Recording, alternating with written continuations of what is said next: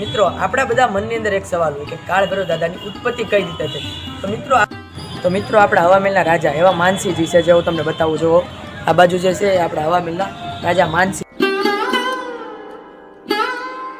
જય શ્રી રામ મિત્રો, કેમ છો બધા? મજામાં? આજે આપણે આવી ગયા છીએ કાળ ભૈરવ દાદાના મંદિરે, કે જે આપણા પાલિતાના અંદર પુલ છે મેન, જેની આગળ આવેલું છે, જે કાળ ભૈરવ ચોકની અંદર જે કાળ ભૈરવ દાદાના મંદિરે આવી ગયા છે. હાલો અંદર જઈને દર્શન કરીએ.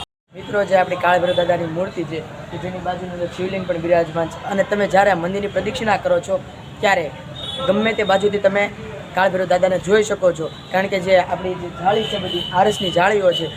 તો મિત્રો આપણા હવામેલના રાજા એવા માનસીજી છે, જે હું તમને બતાવું છું. આ બાજુ જે છે આપણા હવામેલના રાજા માનસીજી છે, કે જેમને કાળ ભૈરવ દાદા ઉપર અખંડ વિશ્વાસ હતો. અને કાળ ભૈરવ દાદાએ તેમને હાજર થઈને દર્શન પણ આપેલા. અને લોકોની અંદર માન્યતા એવી છે કે જ્યારે દિવાળીની આગલી રાતે, એટલે આપણી કાળી ચૌદશની રાતે, જ્યારે એ આપણા માનસીજી છે કે જે ભોગ લગાડતા, ત્યારે કાળ ભૈરવ દાદા હાજર થઈને તેમની સામે તે ભોગ ગ્રહણ કરતા. અને બને છે એકવાર એવું કે 1880-85ની અંદર શીતળાનો રોગ બહાર પડે છે. તે રોગની અંદર બધા માણસો રોગી થઈ જાય છે. ત્યારે માનસીજીને એમ લાગે છે કે હવે આ રોગની અંદર તેમને મુક્ત કરાવવાવાળા એક જ છે, એ કાળ ભૈરવ દાદા. અને ત્યારે બને પણ એવું જ છે, બધા લોકોને મુક્ત કાળ ભૈરવ દાદા એ રોગમાંથી કરાવે છે.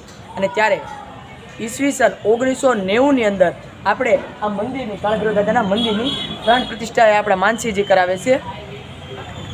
મિત્રો, જે આપણે આ મૂર્તિ છે કાળ ભૈરવ દાદાની, કે જે માનવ આકારની, કે જે 6.5 ફૂટની છે, અને તે એક જ આરસ પહાડમાંથી કંડારવામાં આવી છે. અને તે અદ્વિતીય છે, કે જે વિશ્વની અંદર બીજે ક્યાંય પણ જોવા મળતી નથી. અને જે તેની બાજુની અંદર છે, જે સ્વયં ભૈરવ છે, જો હું તમને બતાવું, જે સ્વયં ભૈરવ છે, જે શક્તિનું સ્વરૂપ છે.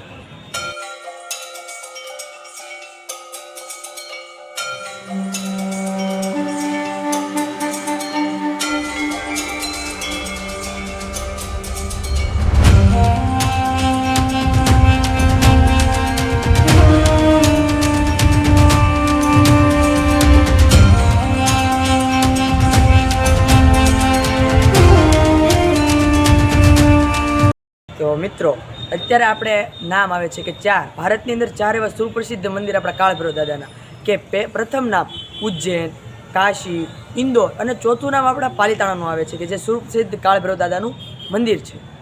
તો મિત્રો, શું તમે પણ એક પક્ષી પ્રેમી છો અને તમને પણ કબૂતર પાળવાનો શોખ છે, અને તમારા ઘરે કોઈ કબૂતર છે અને કબૂતરની બીમારી સારી થતી નથી, તમે ઘણી બધી દવા કરી, પણ અહીંયા જે આપણા કાળ ભૈરવ દાદાનું મંદિર છે, કે એની એવી શ્રદ્ધા છે અને એવો વિશ્વાસ છે કે જેનાથી બધા માણસો, જે કબૂતરને કાંઈ બીમારી થઈ ગઈ હોય તો તે કબૂતરને અહીંયા દઈ જાય છે. કોઈ પણ દવા વગર જે કબૂતર છે ને એ બધા સારા થાય છે. જો અહીંયા જે બધા પાછળ કબૂતર દેખાય છે, કે જે બધાએ આપેલા છે, કે જેની બીમારી હોય, કે કોઈ બીમારી કારણે તે અહીંયા આવ્યા હોય, કોઈ પણ દવા વગર તે બધા જ કબૂતર જે આપણા કાળ ભૈરવ દાદાની દયાથી સારા થઈ જાય છે.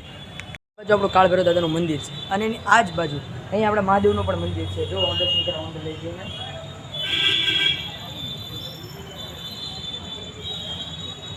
આ બાજુ અંદર આવતા જ આપણે આ બાજુ આપણા વિઘ્નહર્તા જે ગણપત દાદા છે, અને આ બાજુ આપણા સંકટ મોચન મહાબલી હનુમાન છે. જુઓ, અને આ આપણા મહાદેવ જુઓ, તમે જુઓ ના, ચિલેશ્વર મહાદેવ છે. જો આનંદી મહારાજના દર્શન કરી લો.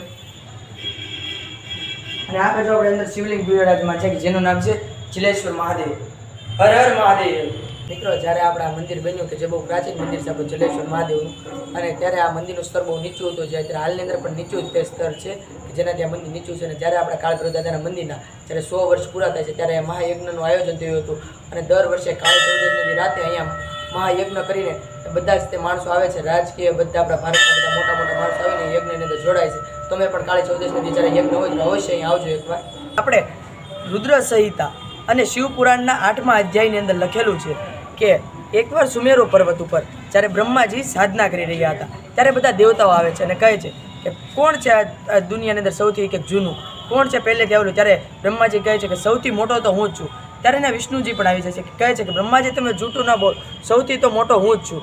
ત્યારે બધા તે બંને વચ્ચે દલીલ થાય છે, અને દલીલની અંદર એમ કહે છે કે 4 વેદોને બોલાવી લો, અને વેદો જે કહે તે સાચું.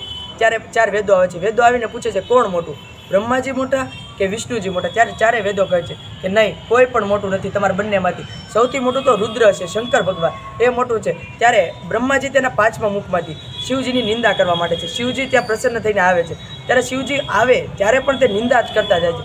ત્યારે શિવજી એનું બહુ મોટું રૂપ લઈ લે છે અને તે ભયંકર કાળા કલરનું રૂપ લઈ લે છે અને રૂપની અંદર એની એટલી તીવ્રતા છે કે જે સૂર્યની જેટલી તીવ્રતા નથી એટલી તે રૂપની તીવ્રતા છે અને તે તેની ટચલી આંગળીના નખથી એ બ્રહ્માજીનું જે 5મું મુખ છે તેને ટચલી આંગળીના નખથી કાઢી લે છે અને ત્યારે બધા જે એ રુદ્ર અવતાર હતો કે જેનું નામ છે આપણા કાળ ભૈરવ દાદા.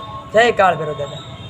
મિત્રો, વેદો અને પુરાણો અનુસાર જે આપણા કાળ ભૈરવ દાદા છે કે જેની ઉત્પત્તિ કારતક સુદ આઠમના રોજ થઈ હતી. એકવાર પ્રસંગની અંદર બને છે એવું, જ્યારે બ્રહ્માજીનું મસ્તકનું જ્યારે તે કાપી નાખે ત્યારે જે તેના નખની અંદર તે અટકી જાય છે અને ત્યારે એને મનની અંદર એ વાત સતાવ્યા કરે છે કે બ્રહ્મ હત્યાનું. ત્યારે તે શિવજી પાસે જાય છે અને કહે છે કે જે મારા આજે મારી આંગળીની અંદર ચોટી ગયું છે મસ્તક, એને મારે કઈ રીતે છોડાવવું. ત્યારે એ શિવજી કહે છે કે તું જા, કાશીની અંદર જા અને ત્યાં જા, ત્યાં તને તારા બધા પ્રશ્નોનો જવાબ મળી જાય છે.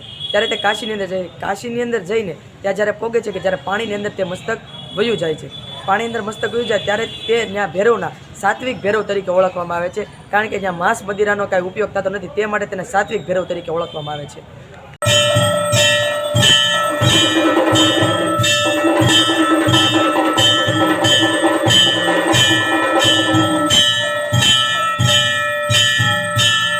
મિત્રો, આજે અમે કાળ ભૈરવ દાદાના દર્શન માટે આવ્યા હતા અને આરતીમાં પણ જોડાના, જેનેથી અમને ખૂબ આનંદ થયો. અને અહીંયા તે મિત્રો હું અમારા વ્લોગની સમાપ્તિ કરું છું. આશા કરું છું મિત્રો કે તમને અમારો વ્લોગ સારો લાગ્યો છે. જો સારો લાગ્યો હોય તો લાઈક, કોમેન્ટ, શેર અને સબસ્ક્રાઈબ કરવાનું ભૂલશો નહીં. જય કાળ ભૈરવ દાદા.